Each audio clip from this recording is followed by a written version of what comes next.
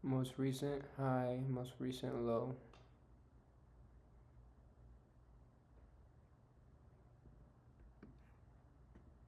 The fuck?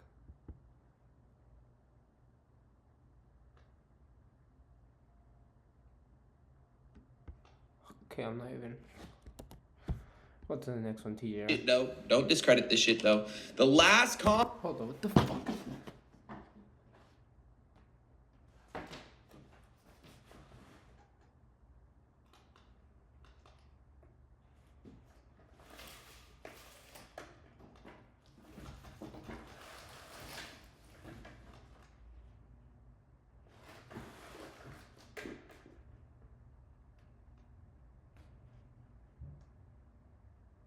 I don't know what the fuck that means. Fuck it. That should help.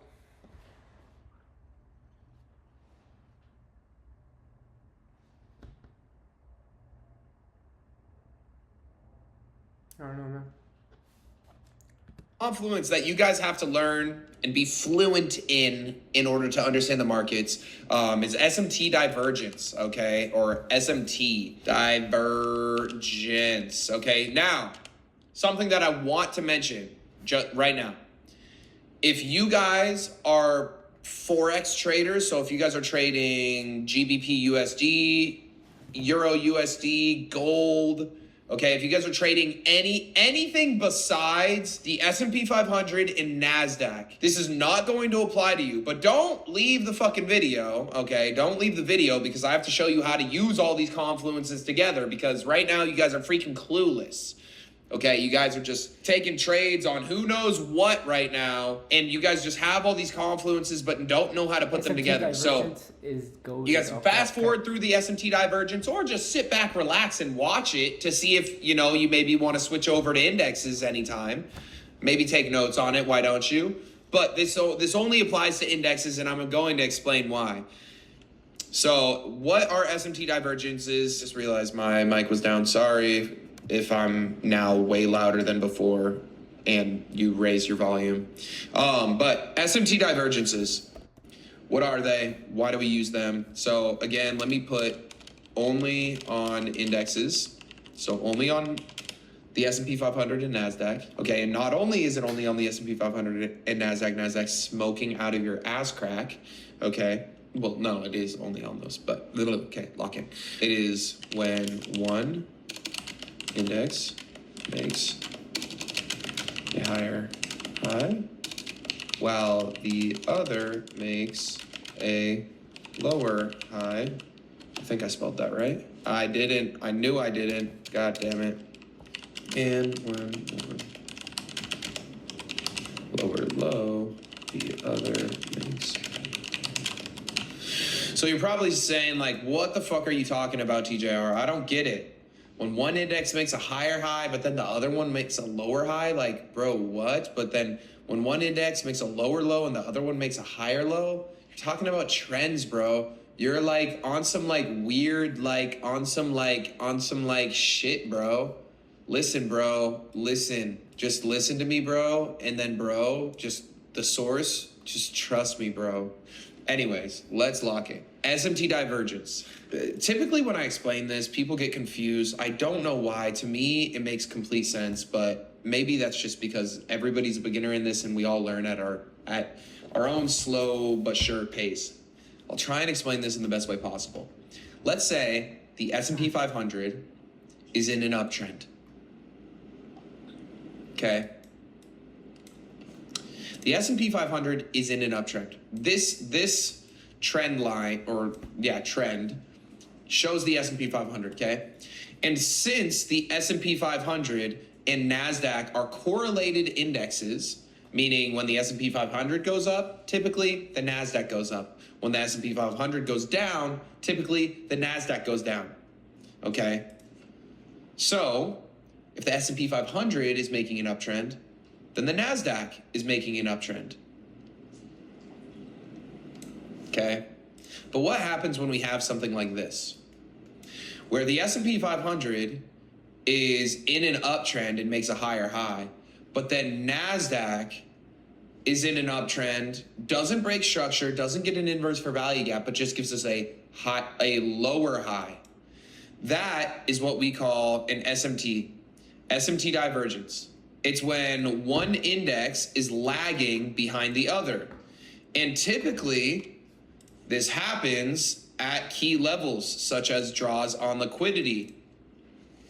Okay, so what typically happens with this is the S&P 500, it's moving up, it's in an uptrend.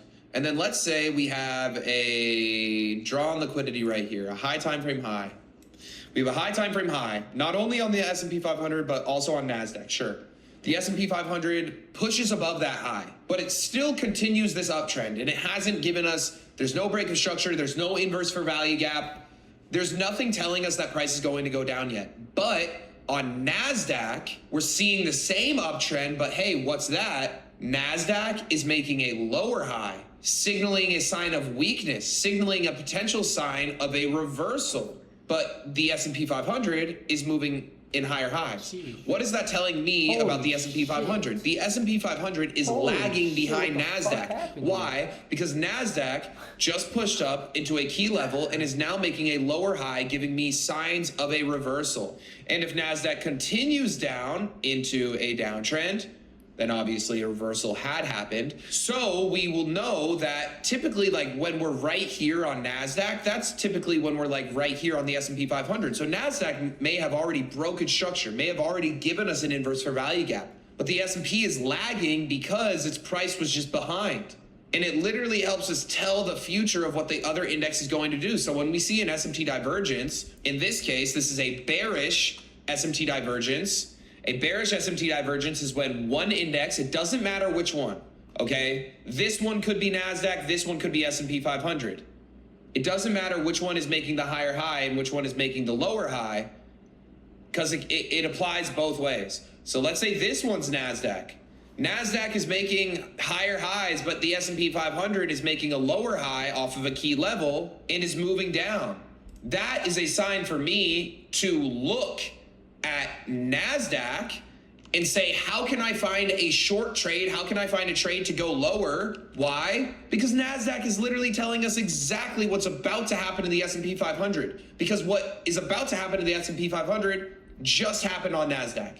It has already happened on NASDAQ, and NASDAQ is telling us the future of what's about to happen on the S&P 500.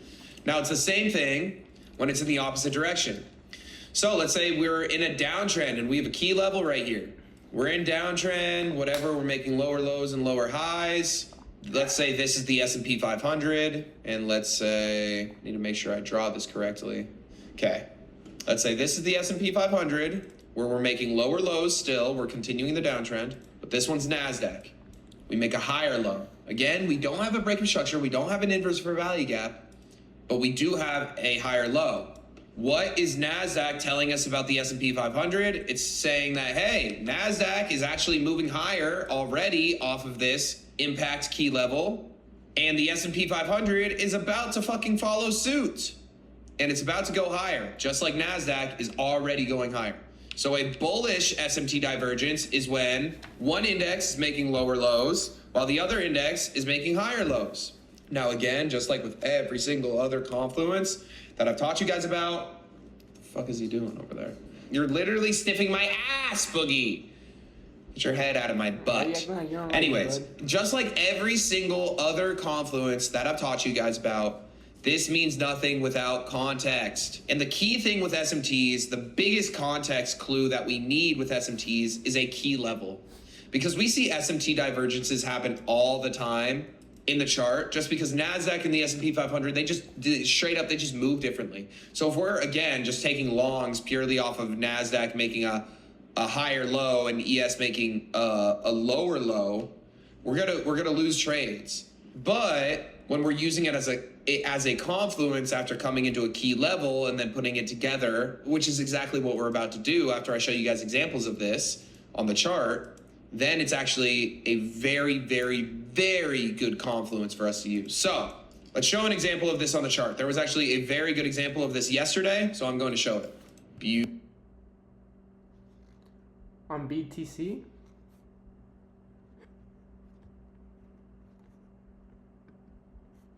Oh shit. This one? You talking about this one? Damn.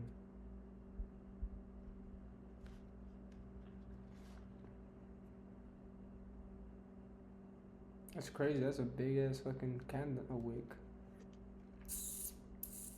Think it's gonna continue to go down? Oh yeah, the trend's been going down. This is an all-time high, huh?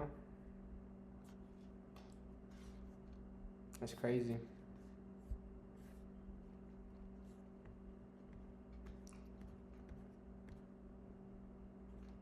Oh, but this is just 1 minute, my bad. Nah, it's still at the all-time high.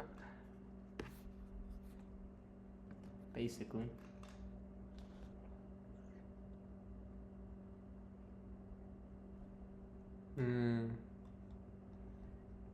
I see what you mean.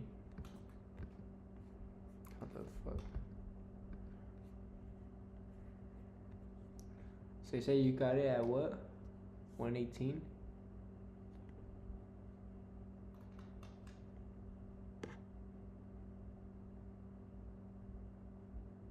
You got this one over here?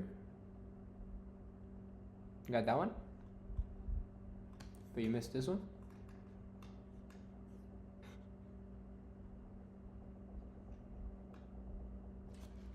$118, zoom out. Yeah, this one, no? Right here.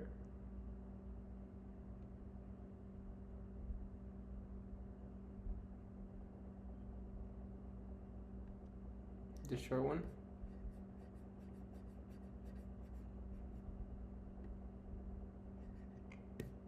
Or this one. Oh shit, the whole fucking.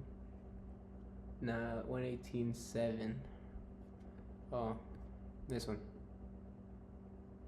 Talking about this one.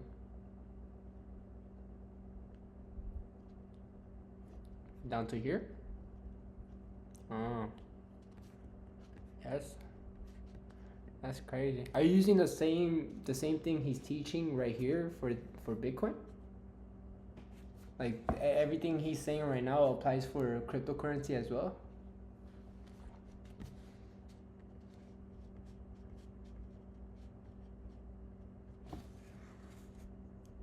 ICT? What's ICT?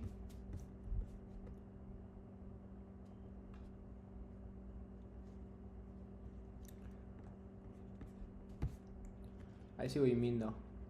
Beautiful example of this yesterday. So this is going to be giving us a little sneak peek.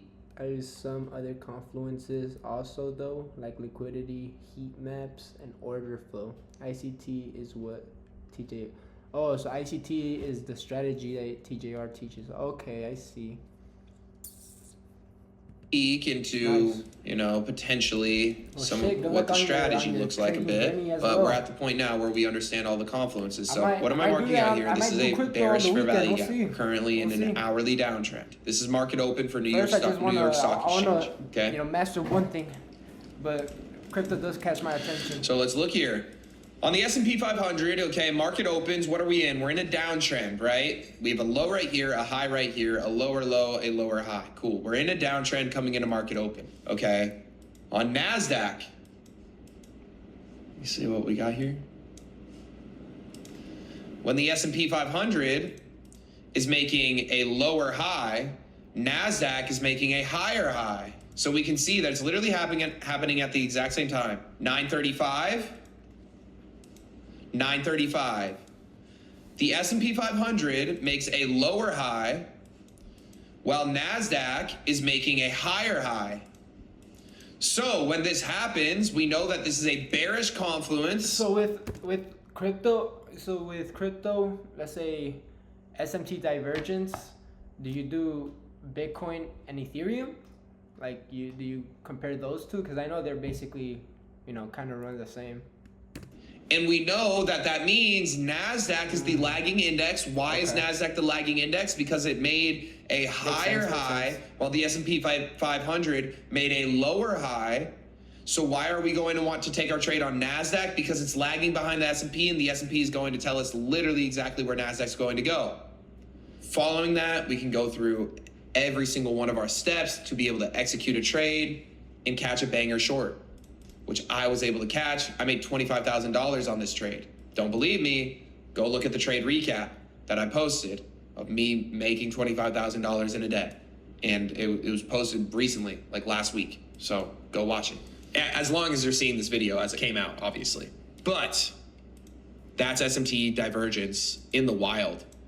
Now, let me try and find an example of bullish SMT divergence. It's been hard to find bullish SMT divergence. It's been a minute, actually, for us to be able to find bullish SMT divergence just because price action has been so bad recently. It's going to be around market opens, but again, these market opens have been so bearish recently. Man, I wonder if I can just show you guys one on the high time frames, because low time frames, it's really going to take forever. Oh, this was a high time frame one, I believe. Okay, so this is, again, all of our confluences happen on every single time frame. That's the awesome way about how we trade. So again, even though this is on a high time frame and we're not necessarily looking at executions here, we can see how this still applies. NASDAQ, we have a low right here. Okay, first of all, we're in a downtrend, right? So we're expecting to make lower lows and lower highs, right? We have a low right here. Technically, we should be on like the daily time frame because there's a whole bunch of like lows and stuff within here, but you guys can visualize it by now. At least I hope. Okay, we have a low right here and then a higher low right here. Okay, we can see that this is a higher low. On the S&P 500, however, we have the same low right here followed by a lower low. So what is NASDAQ telling us about the S&P 500? It's saying, hey, buddy, you better start looking for buys right here because you are lagging behind the NASDAQ, and the NASDAQ's moving up, and it's moving higher, and it's moving quick. So you better get on the fucking trade, and you better find a fucking entry right the fuck now. And then boom, both prices end up going higher. Simple, simple shit. Now that we understand literally everything, this is the big one. We are going to put this strategy together. I'm going to tell you guys how we put all these confluences together, explain how we do it on the chart. And then I'm going to leave you guys with some risk management tools, okay? Show you guys how we can go over news data a little bit. Okay, tell you guys what news to avoid, okay? Also how to calculate your risk when entering into a trade.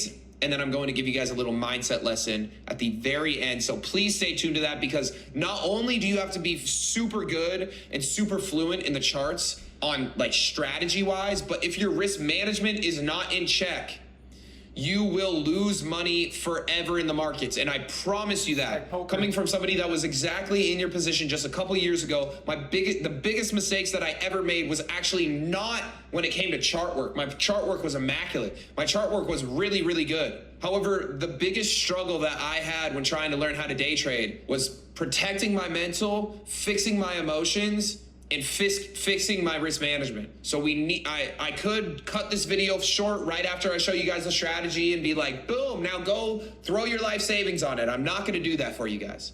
I'm going to teach you guys how to risk properly. I'm also going to teach you guys how to get your mind in check, okay? And if you guys can do all three of these things, master strategy within the market, master risk within the market, and master psychology within the market, I can promise you that, along with time on the charts and just doing this over and over and over again, because it's one thing to sit here and watch this YouTube video and be like, yes, I understand, and to digest the information. And there's been a lot of information that I've thrown at you. But you have to take that information and then you have to go and fucking apply it. So if you're able to do all of that, then you're going to be on a great path. But if you just sit here and watch this video and then don't do anything after that, you're not going to be able to do shit. Or if you just sit there and watch this video, don't journal, don't try and get your mind right, don't use proper risk management, you're going to be screwed. And then you're going to be in my comment section saying, TJR, this doesn't work, but I was able to make $40,000 and the week isn't even over. It's fucking Wednesday of this week. But you're telling me that the strategy that I'm teaching you doesn't work. Something doesn't align here. What's the missing variable? It's you and the work that you have yet to put in. So now that we got you all riled up, let's get into how we can put all this together to actually take good trades within the market. Welcome to the final strategy. Everything that you guys have been learning up until now can finally be put together in one simple squash. It's like guacamole. You get the avocado, you plop it in there. You get the salsa, you throw it in there. You get the onions, boom, you give a little lime squeeze. You get some garlic in there. Maybe some salt, maybe some peppa steppa, okay? Maybe your mom's, maybe toss a mango in that bitch, right? Spice, maybe, you never know. A little pomegranate. I know they like tossing them pomegranates in the guacamole. We have all these ingredients, but we haven't mashed it together yet. We haven't mashed it. And once we start mashing, Bro. That's when the magic happens, baby. Right here is when the magic happens. The mashing is when the magic happens. So, I need you guys to lock in. I know you guys are reading this and being like, I'm gonna write it down. This is $1 billion secret. TJR's $1 billion secret is live. Guys, I waited 10 hours for this. Listen to me. I'm telling you right now, you're not going to turn profitable if you just take this and run to the markets. This is going to take a lot of practice. You guys need to do this on a demo account because I promise you, just before we get into the strategy portion, because I know you guys have been waiting for this, I need to edge you guys a little bit more, okay? I need to tickle you guys. I need to play with you guys. I love you guys. And let's just play together. I want to invite you guys over to my house for a play date, and then maybe we can just sit and read books and play all day. But I also want to tell you guys something. This is similar. I'm like LeBron, okay? I'm 6'5", you know, he's 6'7". I'm good at basketball, he's good at basketball. He's black, I'm black. I want to be black, you know, we're like the same dude pretty much. But if LeBron made a course or gave you guys basketball training videos, right? And you guys were to sit down, if he gave you guys like an 8-hour, 10-hour, whatever, basketball training video, you sit down and you watch it and you're like, yep, I understand. And then you guys go and hit the blacktop and then you try and apply everything that Big Daddy Braun told you guys about in those training videos. And then after the first day, you miss every single shot, you suck at dribbling, you suck at passing, your IQ's shit. Do you go to Big Daddy Braun and say, yo, bro, what the fuck? You suck at basketball. You're a fucking liar. You're a fucking scammer. No. You look at yourself and say, I need to practice more. And that's the same thing with trading. Trading is seen so horribly by the masses. I'm sure a lot of you guys think day trading is the easiest shit in the world. It's not. Day trading is by far, like, it's literally the opposite of a get-rich-quick scheme. The reason why, there's no such thing as getting rich quick. Yeah, okay? Exactly. Most people that get into day trading, they just want to get rich quick. I'm telling you right now, that's not how this shit works. But I am telling you that you can get rich from trading. I'm telling you without a fucking doubt in my mind that you can get rich from trading. Why? Because I was able to do that shit too. So I believe in every single one of you guys, and I know I can see literally 100 times more potential in you guys than you can see in yourselves. And I know for a fact that you guys can get this. But I need you guys to understand that if you guys just take this strategy and go and apply it tomorrow and then give up because it didn't work, it's not because the strategy doesn't work. It's because you didn't work hard enough. And you guys haven't put in enough work yet for this to work. You guys have to get into the markets every single day. You guys have to backtest every single day. You guys have to journal your trades. You guys have to get your psychology right. You guys have to get your risk management right. There's so many other things outside of this than just the strategy. So yes, am I going to lay this out for you guys and give you guys a strategy that I use to take trades? 100% I am, because I want you guys to succeed in this. But know and understand that day trading is far more than just this one strategy, and this is going to take you to the moon and the stars. Because I can promise you guys are probably marking out confluences wrong. Just like when I hit a crossover, am I going to hit my first crossover as good as Big Daddy Braun? No. But after I hit my 100th crossover, is my 100th crossover going to be better than my first one? Is my 100th trade going to be better than my first one? Yes, it is. What happens when I hit my 1,000th trade? Is it going to be better than my first one? Yes. Is it going to be way better than my 100th trade? Yes. And the more trades that we take, the more losses that we take, the more lessons that we learn from the market itself, the better that we're going to get at trading. So it's one thing for you guys to watch this video, but the second thing that I can't help you guys do is put in the work yourselves. And that's the hardest thing about getting rich.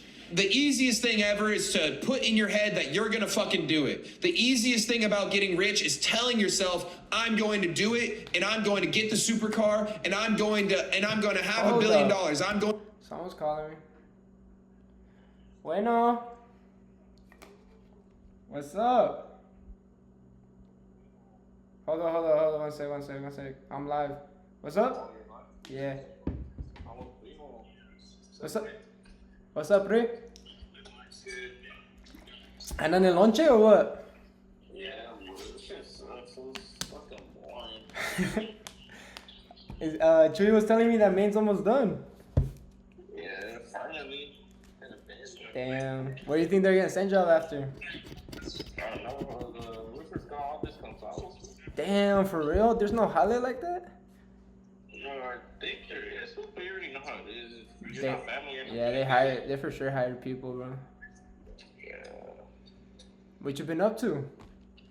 We're just fucking trying to survive, but I feel like me and Pri are probably gonna get this consult for the week after this bullshit. Nah, don't say that. Hopefully we can make a week here at least. For the last 2 days. Fool, I still haven't even got the check. For medical? Yeah. Hopefully my aunt gets it today. You haven't called? Nah, they sent it. They already took it out of my account, so I guess it's just. Oh, I heard on medical and else, but I haven't called to check. Oh yeah, it's at 18,000 for me. And you went up 4? Yeah, about. Holy shit! That means I probably went up 2 because I was at 14 last time. Oh. Well, as Primo told you, I broke my neck. You broke your neck? I broke my neck, but like I'm fucked up. I can't really turn my neck. Like, What happened, fool? I think I tweaked it in wrestling or something. Wrestling? And you were wrestling? Yeah. Pinche way. Yeah, I fucked it up. Now I feel like I don't even feel like to work right now, bro. I don't like to work. But I have to, cause fucking dumbass my nose with this. Oh, really? Yeah, if he's trying to show off like he could bang with this. No, man. For one day. That's funny. Monster energy to work. That's funny. Fuck my nose. What happened? I drank that shitty beer twister. No, fuck yeah. I remember the first day we were there, he's all like, you guys heard the bosses, no monster, just water. From Guildford. I can't believe they did us like that. I feel like they already fucking letting go of everyone after killing the gas job.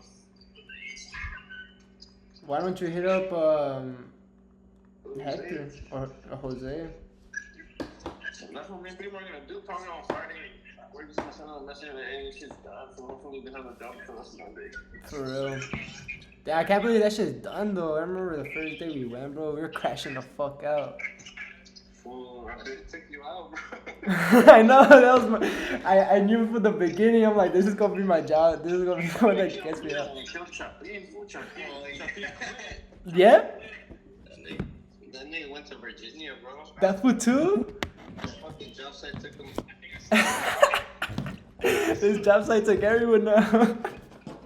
Took out Primo too. That's what left yesterday early. Yeah. Primo and I fucking dipped on that job site like 3 times.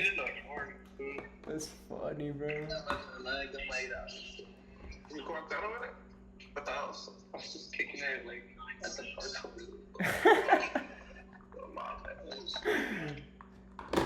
Oh, my neck, man. This shit's bugging. I told Chewy, I'm like, why don't you maybe hit up Lil Chewy to fucking, or Hector to learn fucking Latin or something. Oh no, I was talking to Brujo about medicine. Oh, Brujo?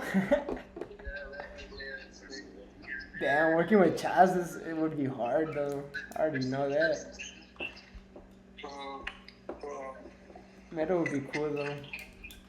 Stick this shit in my chest.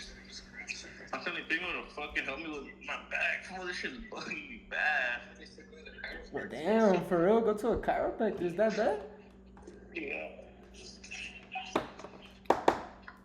Dude, I'm learning how to trade right now. I'm live streaming myself learn.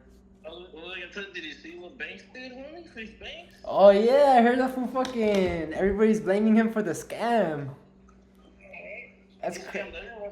That's crazy, fool. And then he blamed it in Ross. Oh yeah. That's fucked up. I don't know, man. Yeah, at that point, it's like you don't know who's a good guy and who's a bad guy in the industry.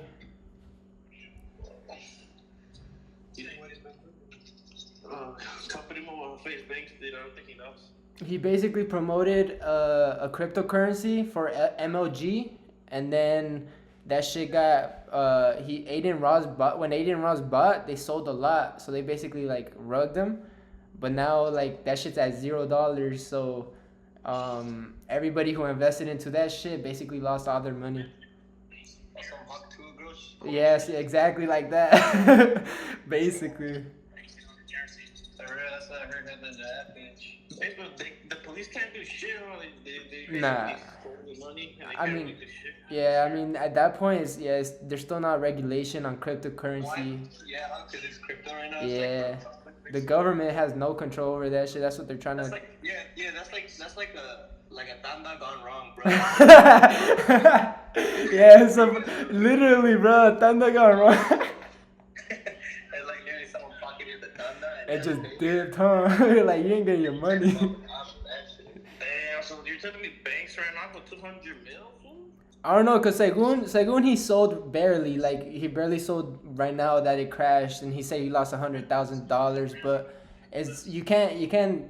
There's no way to tell if who owns what wallet. Yeah, so he could have like, he could have a hidden wallet that he sold all of his shit, and then his main wallet he just kept it so he could have a good image. Yeah, he probably had like 100 mil, nigga. I mean, yeah, that fool. I don't know, cause he's been in the crypto space long as fuck. So like, He probably been scamming, huh? yeah, that's what they're saying. Cause he had respect from everybody, and he's saying like, you know, that's like when he lost money, but who knows how many other fucking coins he fucking pumped and dumped. Damn, that's what pretty much watching poker videos. Poker? Hey, hell yeah! You watching Corey or what? I think he's roulette. Is it roulette? I'm watching bluff. Oh, bluff. Hey, fool. Hey, there was this fucking live stream the other day, 2 days ago with Corey, and he said he went with his whole net worth, $100,000. Oh, I saw that. Bro, Not the whole video, I just saw the short. that fool fucking risked it all. He literally didn't know if he was supposed to call or fold, so he had some other fool pick a card for him. No way, dude. Yeah, dude. Cause some fool was bluffing him, and the only thing that he had a flush with an ace, and the only thing that would have beat him is a fucking straight flush, and he thought the other fool had it, but the other fool was just bluffing him. Right? I would have snap called. I'm not gonna lie. Snap called that shit. But imagine fool, $85,000 into a $10,000 pot. For real, huh? Your whole network. You're like, what the fuck? So how much was he up after? 180, but then I think he left. Like once the live stream ended, he was at 130,000. So he was up 30,000 on the night. Yeah, that's not bad, huh? I mean, fuck. He went in with his whole net worth though. He could have lost it all. I basically did that too. I went to the casino like 2 days ago with my last $40. Oh really? I bought in, yeah, I tripled. 120? Clean. Yeah, I bought it like 130. That's what I was trying to do the other day when I only had my last 40, but fuck. But you remember that viejito that you said that he's like, you called me with 8 high? That viejito, Oh yeah. the Turkish dude? Yeah. That fool, I've seen him like 3 times already right there, bro. And I've sat at his table for like 3 days in a row. Every time I've gone. And this last time that I went, my first hand, bro, my very first hand, I get pocket 10s. Damn. He bets like $6, and I go all in Yeah. with my 40. with my 40 and he called and he had pocket sixes. Oh. That was my very first hand. I would have folded pocket six, bro. I hate pocket sixes, bro. That's the worst hand. You won? Yeah, Primo one, fool. Hey. With pocket tens. He said that you come first hand and bust me. Hey, guess who hit me up? Like literally the second day I was here. Beasley. Oh, no way. He's all like, hey, bro, guess what? I'm going to Vegas this weekend. What the? I'm like, what? He's like, yeah, I didn't know that I was going to a wedding out there. I'm like, oh shit. He's like, save some money because we going to Fairmont and the Strip. I'm like, fuck. My check hasn't hit. Fuck. Nah, this was ass, bro. He don't like losing money. I wouldn't. That was nah, not even that. He's just gonna go to the horse races, fool. He's gonna be sitting down right there to horse races. Hey, I might go with him though, cause he said last time he had luck. So I'm gonna try to take his luck. That man really invited us though, or told us, motherfucker. What do you mean, to Vegas? Yeah, that he's going this. Oh, I know. I think yeah, he's going with his girl. That's why I think like it's something on her side. Oh yeah, probably. But you should tell him to come through when you guys come with Johnny and shit. For real, huh? Yeah, that'd be cool. For real. See when David goes out too. For real, David, come through. I need to pull out a bellicles. Ese güey está casado, güey. No lo van a dejar. I'll fucking pull out 3 G's and put that shit on red. Homie. You're not down, fool. Imagine I hit, bro. That'd be crazy. 6 G's, man. That would And I be put crazy. the 6 G's on black and it hit. And then you go to blackjack and put it all on one hand. That's fucking like 30 G's right there. Just doubled up your own pinnacle. For real. I leave Gold Star forever, homie. No matter. This is gonna take out his own Beneco and gamble it. Imagine. That'd be crazy. Dude, I wanna be just like Toji, bro. I know, fool. Togi and TJR are my 2 role models, fool. Hands down. Nigga Toji. What's he been up to? That fool's been gambling with Steve will do it. Hey, Josh, have you seen that gambling website? I think it's an airplane. Have you seen it? The airplane? Yeah, it's on Rain Bet. I want to fly in the airplane. Fuck. Yeah. I see people win a lot of money there. I know, but even if you go all the way down, if you don't land on that little thing, you're cooked. Have you played it? No, I haven't played it. It's not on the one that I play on.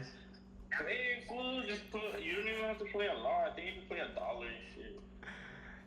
I mean, yeah, you could probably. I've been playing online poker and my stake dollar. Bro, I turned $1 to $10, and then I fucking lost it, bro. I was mad. But that's where I need the bankroll management, fool. Cause imagine if I could turn $1 to $10 and then keep it, and then another $1 to another $10. It's fucking blackjack, bro. Blackjack is actually it's crazy, bro. Fool, it is crazy. Especially, bro, I hate it when there's like a 4 and then they get a 7 and then a 10 and you're like, what the fuck? I have 20. And then they get 21. Yeah, exactly. Some bullshit. Nah, yeah, but I'm trying to learn how to trade so I could try to make some bread, bro. Oh shit. Fuck. Alright then, Josh. We're probably gonna head back. I know, I was like at the time, like, these ones don't give a fuck, huh?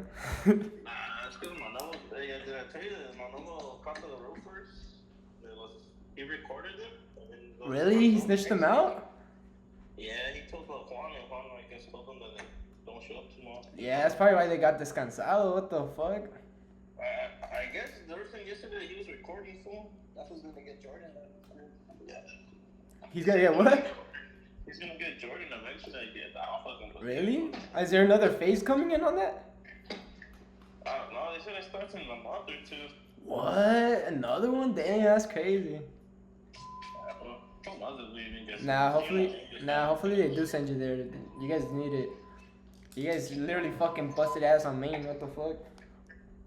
That's what I'm thinking not unless they have us here for a while, just for us to get rewarded with the government job for 3 months or 2. I think so. Who knows though? The way these dudes are moving, I don't know. You never know how they're moving, yeah. I feel like they don't even know how they're moving, bro.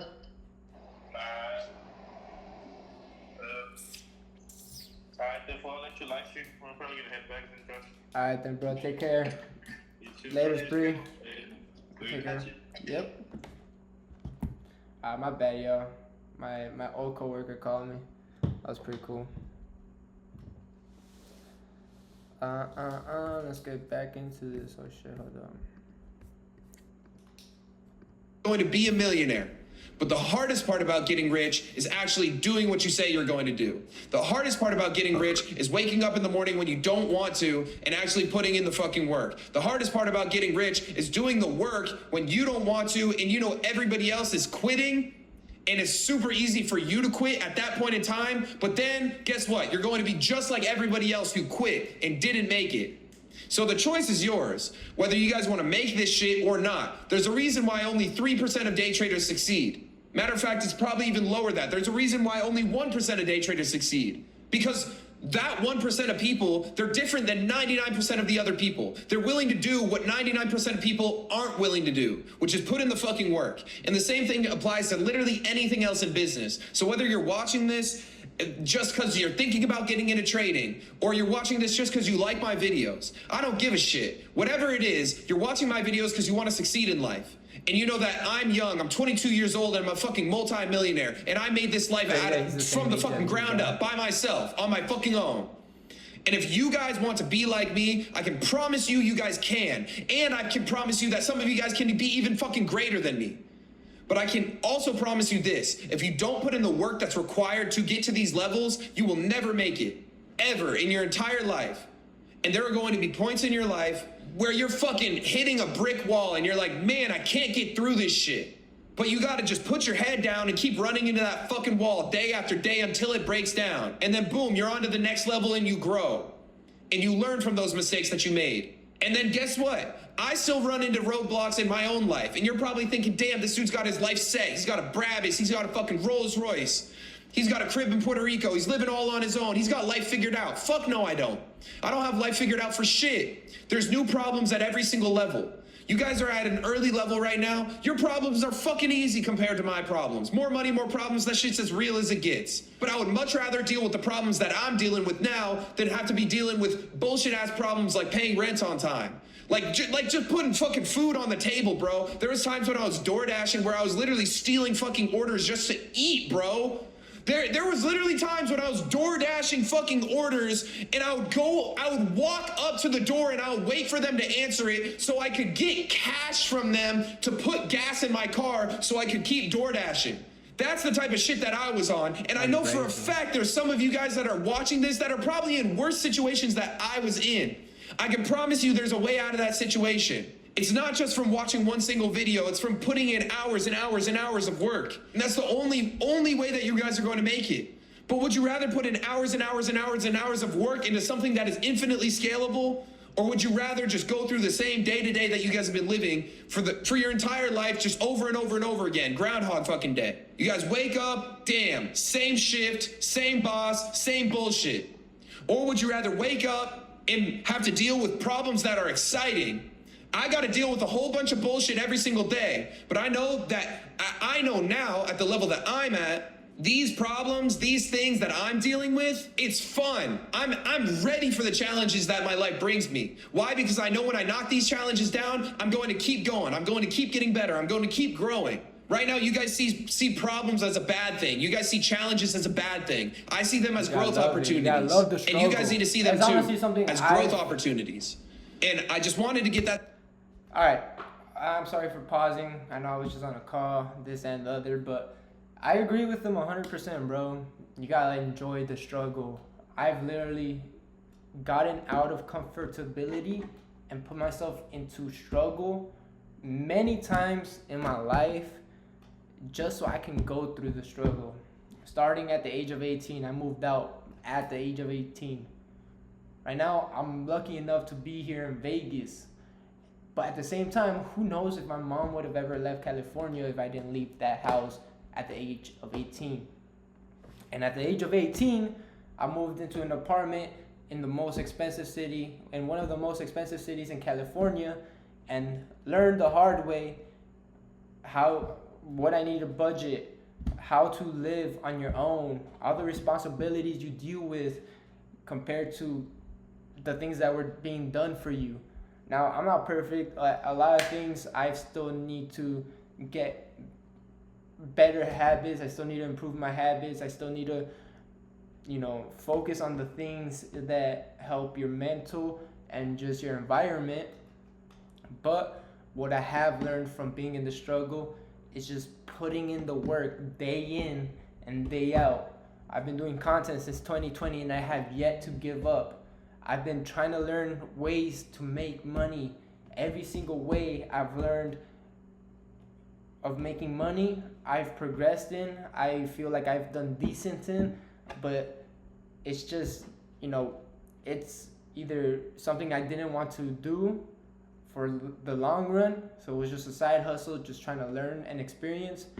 It was hard, or it's hard to scale, or it's just something that is just not meant to be. But that's the only way you find out what's for you. Trial and error. You like something or you don't.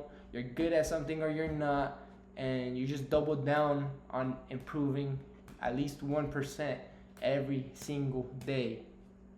That through your guys' head before I go into this strategy, and I'm going to go deeper into psychology and how you guys can actually get this life that you guys want and fucking dream of. But man, does it come with a lot of fucking hard work and sacrifice. There's no avoiding it.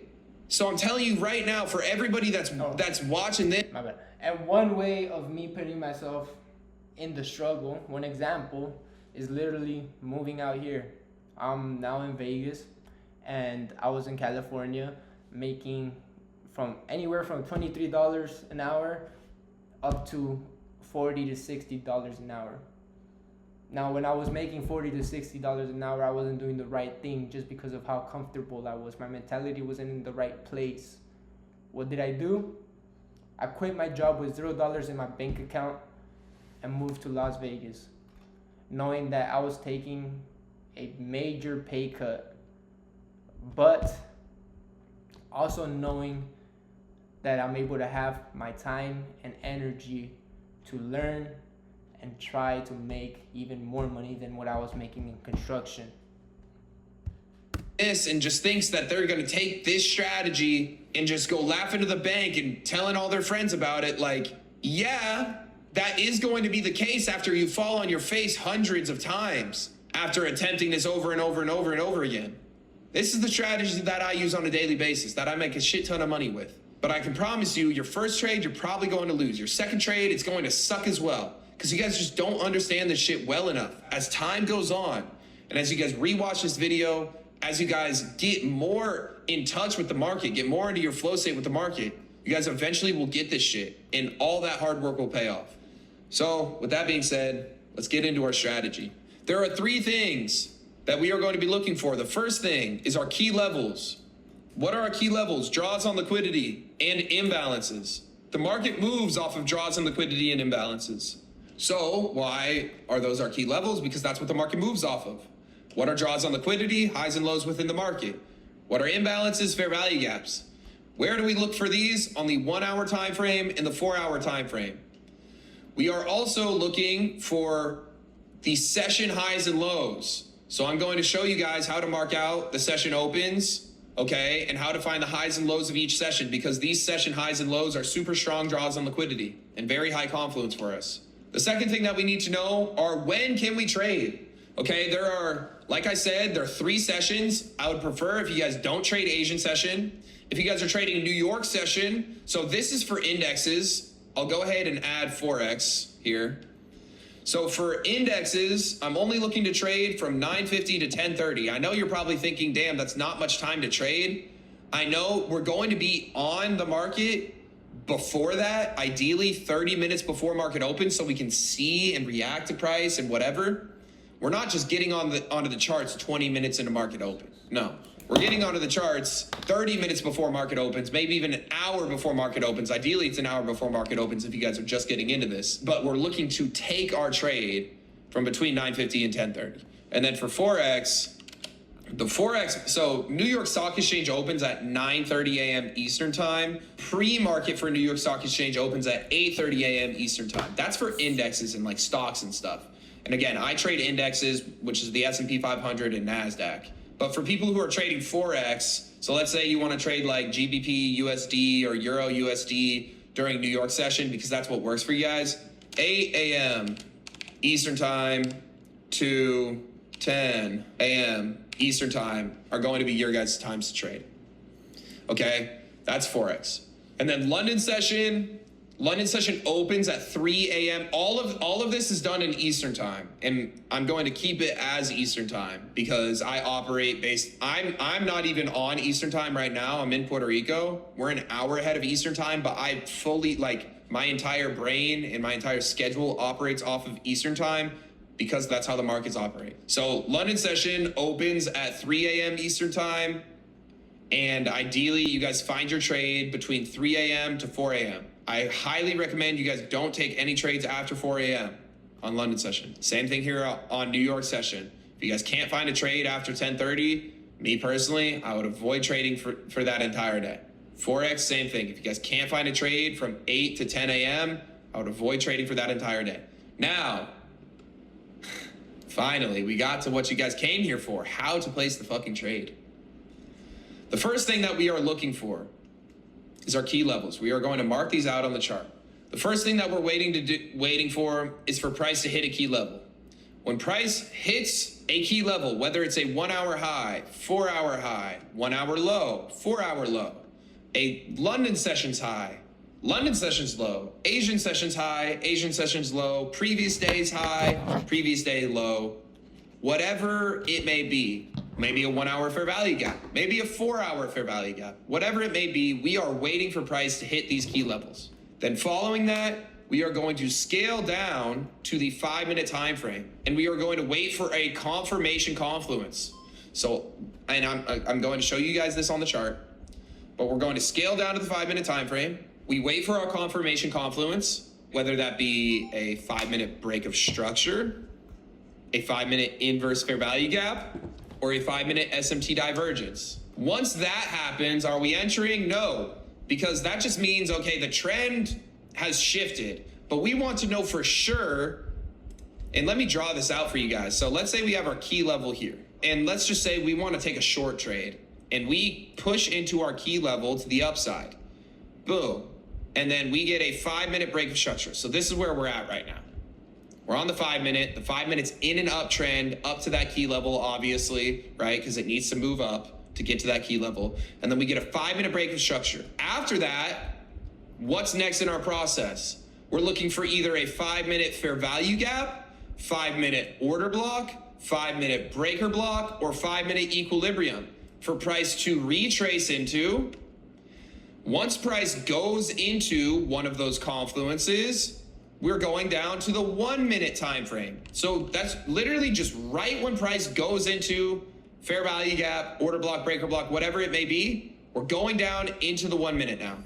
When we make that 5-minute retrace up, at least in this case, up, typically there's going to be a 1-minute uptrend formed, leading into this confluence, because 5-minute retrace up, even if the 5-minute time frame is in a downtrend, the 1 minute can be in an uptrend, pushing, giving us that retrace into that confluence. Because we're in an uptrend on the 1 minute, in order to wait for confirmation, because we're in this confluence that we're going to go down, what do we wait for? We wait for a trend shift on the 1 minute. So whether that be an inverse fair value gap or a break of structure on the 1 minute, we wait for that to happen, and then we enter. Our stop loss is placed above or below, again, depending on if you're buying or selling, where the trade idea is invalidated or wrong. So let's say I take this trade off of this fair value gap. Where am I going to want to put my stop loss? above the fair value gap, because that's what my trade idea is based off of. It's based off of that this fair value gap is providing a continuation confluence for price to keep going down. And if price pushes past that fair value gap, then my trade idea was wrong. Where are we looking to take profit? Well, just like how we marked out key levels to the upside up here, we're also going to have key levels to the downside. We want to mark out every single key level. So there might be a 1 hour fair value gap down here. There might be a 4 hour low down here. There might be London session low right here. Those are going to be our take profits. We are going to look for price to go down into those other key levels. And why are we looking to take profit at those key levels? Because they have a high probability for price to reverse back up. Or at least in this trade's case. This trade, we were taking a short trade. Okay, so I know all that sounds crazy. I know that sounds a bit confusing, but we're gonna go ahead and try and apply this now. I highly recommend you guys write this down in your notes and drill through this as many times as possible on the chart, okay? Let's go ahead and show the example from yesterday. Okay, so let's go back to our list.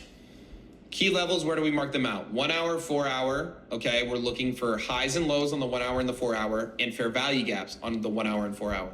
On top of that, we are also looking for session highs and session lows. Now, if you guys forgot from the beginning of this video, when do the sessions start? That's something that I want to mention here. Well, London session starts at 3 a.m. Eastern time, and Asian session starts at 1800 Eastern time.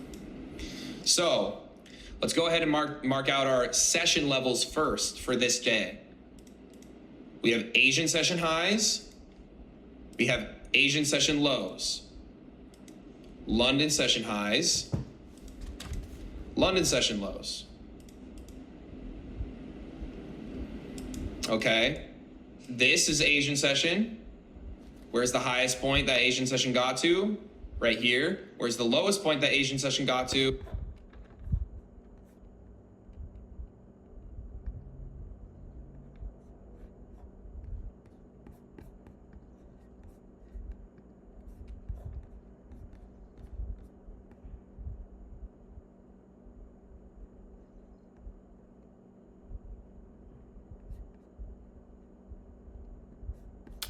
How do you add the other?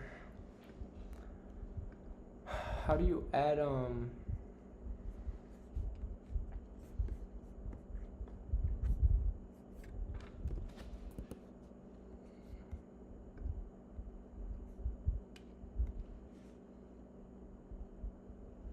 there you go.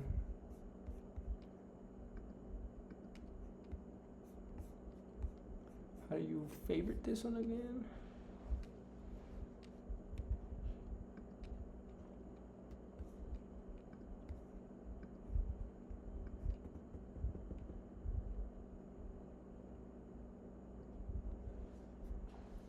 Okay. Right here. This is London session. Where's the highest point that London session got to? Right here. Where's the lowest point that London session got to? Right here. Now, if we can see that Asian session's low has already been pushed past, we no longer care about it because that's no longer valid as a draw on liquidity. Remember, we're marking these out as draws on liquidity. So now that we've marked out our session highs and session lows, let's go ahead and mark out our 4 hour highs and 4 hour lows. So we actually don't have any 4 hour highs and 4 hour lows for us to mark out besides this one right here that was already marked out, which was Asian sessions high. We do have a 4 hour fair value gap right here, but this was already filled in, okay, and had already been reacted off of, so we no longer care about that. We have this 4 hour low right here, but it's already been pushed past, so we don't care about it. So there's really no fair value gaps and no lows or highs on the 4 hour that I really want to care about. You're probably saying, what about this high? Well, price isn't going to move all the way up there and take out this high. We just have to know and understand if this is where price is opening, it's not going to move all the way up here and move 2.7% in a day. And those are small things that you guys will pick up as time goes on. Okay, now let's mark out our 1 hour confluences. Well, we have a 1 hour high right here. We have a 1 hour low right here, but it gets taken out before market even opens at 9:30. So I'm going to go ahead and delete that.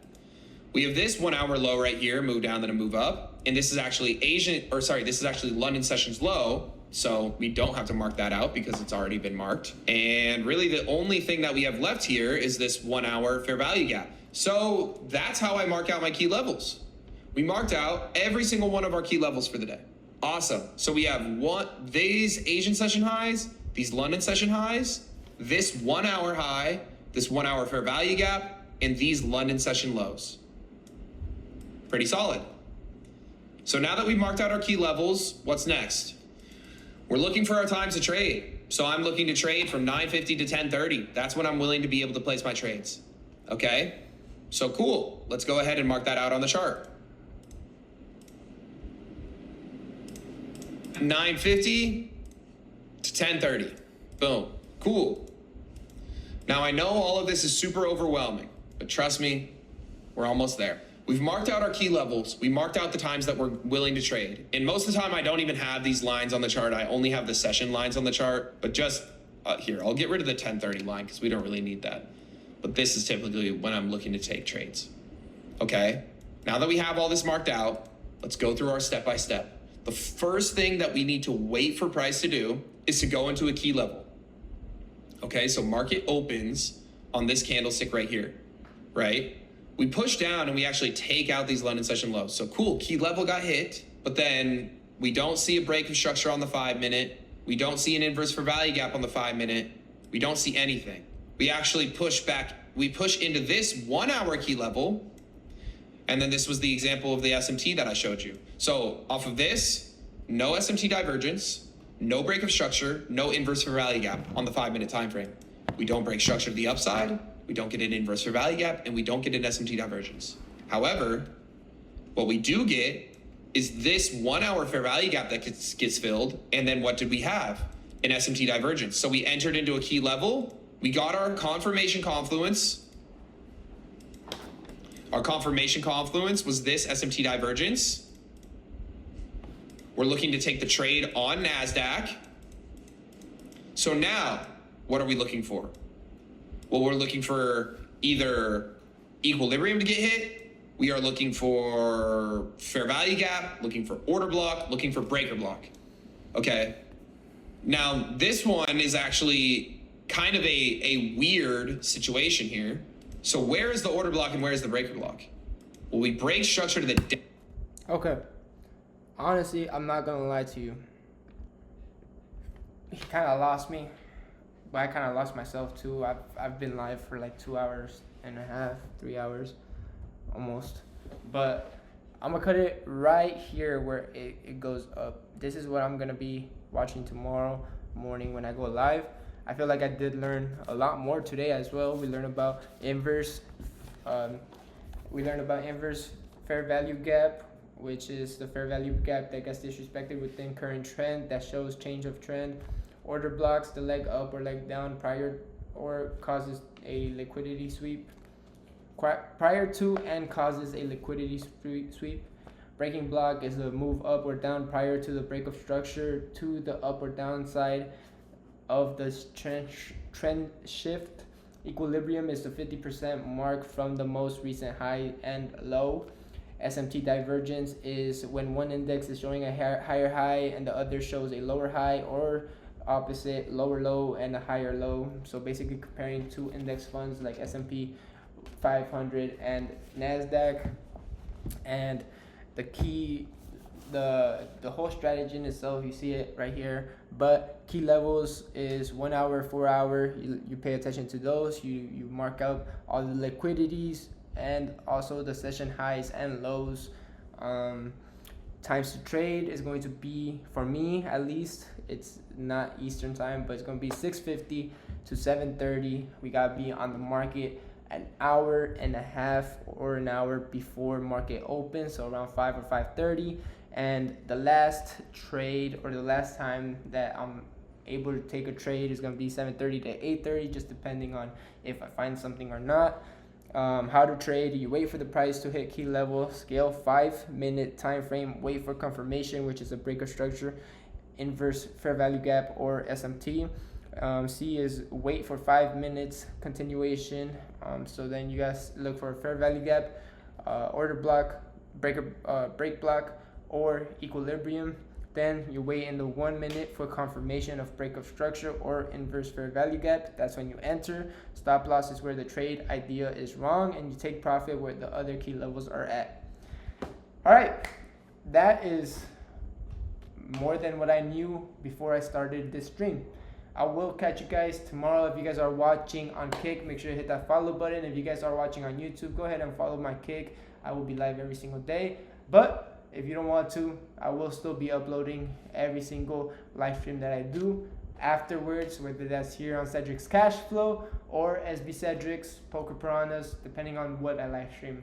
But if you guys are here for the trading, go ahead and subscribe to Cedrix Cashflow and follow my Kick. I hope you guys enjoyed. I hope you guys learned something alongside with me. And I will see you guys tomorrow, where we finish this 5-hour-long video, where it's taken me already about 6 hours in total to live stream, and we haven't even gotten through the whole thing. But we are trying to take in and soak in all the information. That is why I stopped it right here, because I did feel like, I was lost and I wasn't paying full attention. Tomorrow, hopefully I come in with a fresh brain and get even more knowledge up in this bitch. I hope you guys enjoyed. I'll catch you guys tomorrow, and peace.